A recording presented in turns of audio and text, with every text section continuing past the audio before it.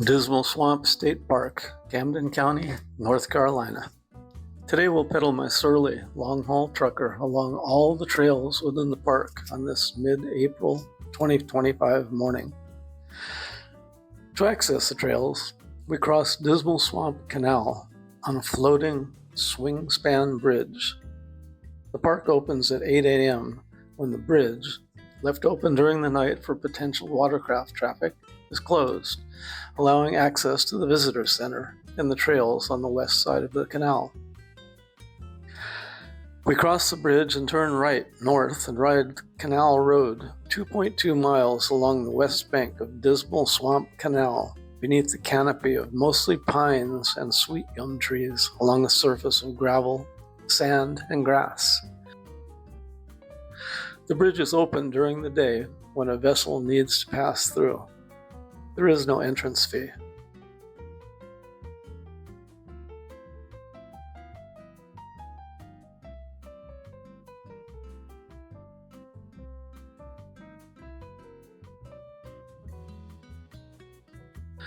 We pass two displays along the trail. The first of a replica moonshining setup. Moonshiners took refuge in the Great Dismal Swamp to make their whiskey, a plaque reads.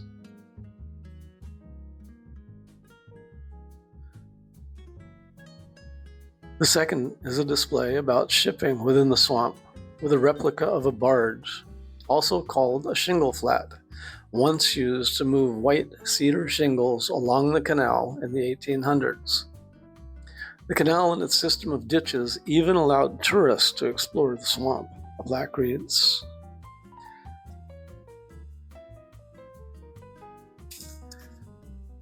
Dismal Swamp Canal itself, 22 miles long, connects the Albemarle Sound, North Carolina, with Chesapeake Bay, Virginia. The original canal was 40 feet wide and 6 feet deep, according to Carolina.com, on a page titled North Carolina Canals, Dismal Swamp Canal. At the end of Canal Trail, we turn left west on Kim Saunders Road, and then right north on South Martha Washington Trail, which we follow for 1.2 miles. This trail is narrower than some of the others, and the routes crossing the trail make for a bumpy ride. Martha Washington Ditch is on our left. Toward the end of the trail, we cross a footbridge. Slaves hand-dug the entire canal from 1793 to 1805. They began at either end and met in the middle. The canal was designed to give North Carolina an outlet to a deepwater port in Virginia. George Washington surveyed the original canal route in 1763. He was a major shareholder in the Dismal Swamp Company, a land speculation company with the goal of draining, improving, and saving the land of the swamp, according to the website mountvernon.org. All of the company's land speculation depended upon slave labor. Dismal Swamp State Park, 14,400 acres, and the contiguous Great Dismal Swamp National Wildlife Refuge, 112,000 acres, are crisscrossed with about 150 miles of ditches created to drain the swamp and to move logs and shingles. Here we turn left west onto Cora Peak Road, which we will follow for 3.8 miles to the intersection of Western Boundary Trail. Cora Peak Road is grassy at its east end, but the surface is solid with a few holes. After the intersection of Laurel Trail, the road is a solid gravel base and little grass, but there are often branches on the trails, and after storms, sometimes large trees, but not today. While the first couple of centuries of human interference in the swamp caused a total imbalance of natural conditions, the government now better manages it. A July 3rd, 2017 article in NPR titled, "After Centuries of Draining the Swamp, the Government Now Wants to Save It," explains that water used to move freely before human intrusion. The ditches drained water, and the roads acted as dams, preventing the natural flow of water. Now, some areas are wetter than before, and others are drier. A series of structures now allow water from the canals to re-wet the dry areas. The article says that letting the swamp go back to its natural form is no longer an option. Communities have grown up around the swamp, shrinking it from over 1 million acres originally to what it is today.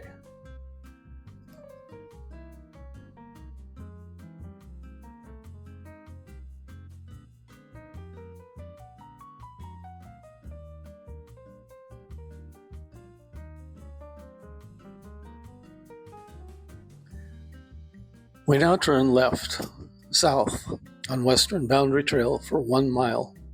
Western Boundary Trail is grassy and has chunky gravel in spots. All of the roads and trails have a gravel base, although a lot of the gravel is covered with soil, leaves, and grass. Material excavated was used to build road beds beside the ditches. Today, most of the roads and trails within the park have at least a 4-inch stone base. Every acre of Great Dismal Swamp has been logged more than once, originally for its cypress and cedar. Great Dismal Swamp was once more than 1 million acres.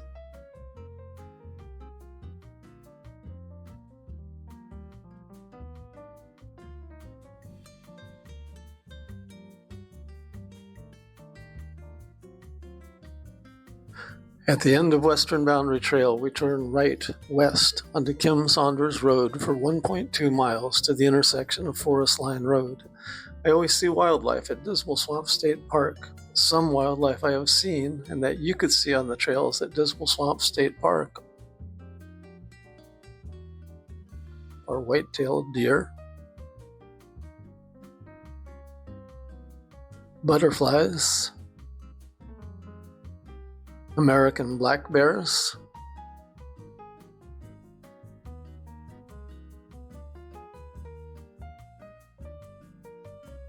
wild turkeys, bobcats, bald eagles,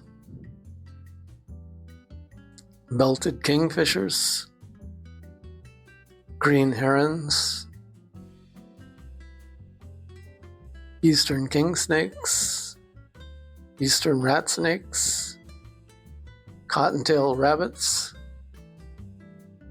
turtles, and more. There are often turkey vultures soaring overhead, northern cardinals, cowbirds, pileated woodpeckers, and red-bellied woodpeckers, various warblers and wrens, herons and egrets wading in ditches, barred owls, wood ducks, and other birds flying across the trails and vanishing into the foliage.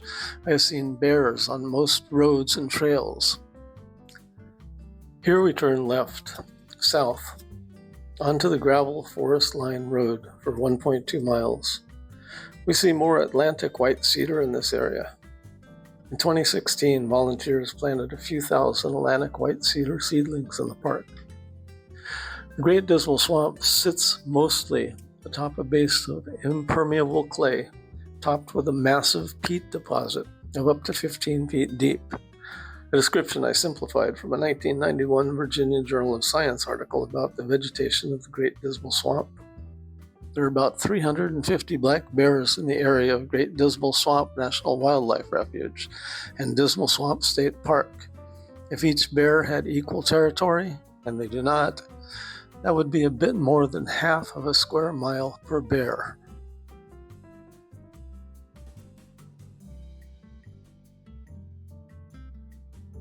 We arrive at Bull Boulevard, where we turn right southeast for 2.5 miles. Bull Boulevard has not been maintained and is rutted and overgrown, so it's a challenging 5 miles round trip. The roadbed is only a few feet higher than the water in the ditch. Most roads and trails are several feet higher than the water level in the ditches.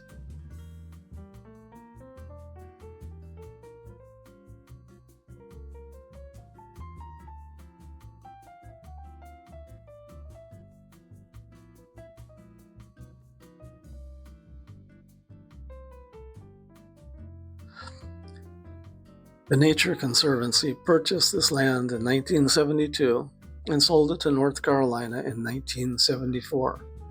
It was managed as Dismal Swamp State Natural Area, and after construction of the hydraulic swing bridge, opened in 2008 as Dismal Swamp State Park.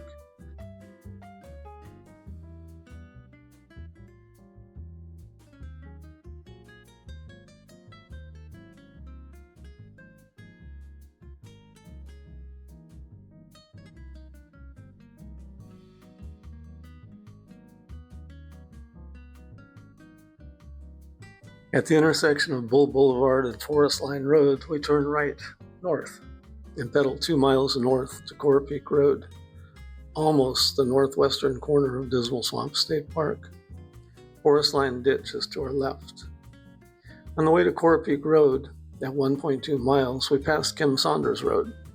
Between Kim Saunders Road and Coral Peak Road, we break out of the trees and into an area that burned for 111 days in 2011, the Lateral West Fire. Sparked by lightning, more than 6,500 acres burned, including up to 5 feet of peat soils. The area is now shallow water and dead, burned, and fallen trees. Most of the fire scar is in the Great Dismal Swamp National Wildlife Refuge, contiguous to Dismal Swamp State Park. At Coral Peak Road, we pedal east 1.2 miles to Western Boundary Trail. We quickly leave the fire scar and enter the mostly shaded gravel road. Coral Peak Ditch is on our left, north. George Washington and his partner's idea to drain the swamp and turn it into agricultural land didn't work out. The peat soil wasn't good for farming, but the trees within the swamp brought loggers. The loggers built ditches and roads, and the entire swamp has been logged 2 or 3 times. And as mentioned earlier, this created an imbalance by upsetting the natural flow of water. This resulted in areas where the peat dried and became more susceptible to fires. The Dismal Swamp peat can sequester 33 times more carbon than any other type of soil or forest, according to a 2021 article in wilderness.org. We turn south on Western Boundary Trail for 1 mile, our second pass on this segment. As we reach the intersection of Kim Saunders Road, we turn left, east, pedaling 2.1 miles to Laurel Trail. Dismal Swamp served as a hunting ground for indigenous people for several thousand years before the European settlers began to alter its natural state. This resulted in 200 years of plundering the swamp, leaving no virgin timber by the 1950s. Indigenous people who lived in this area sought refuge in Dismal Swamp from European settlers.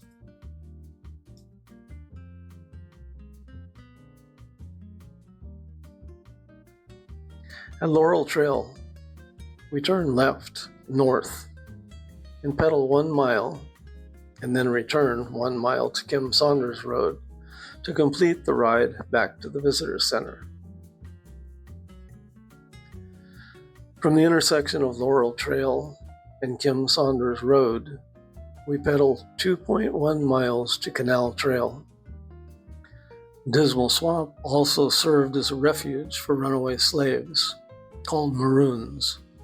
Tens of thousands found their freedom within the depths of the swamp from the late 18th century until after the Civil War. They settled on islands of land slightly higher than the surrounding swampland. The Great Dismal Swamp was also a stop for the Underground Railroad. At Canal Road, we turn right, south for our last 2.2 miles back to the Dismal Swamp State Park entrance.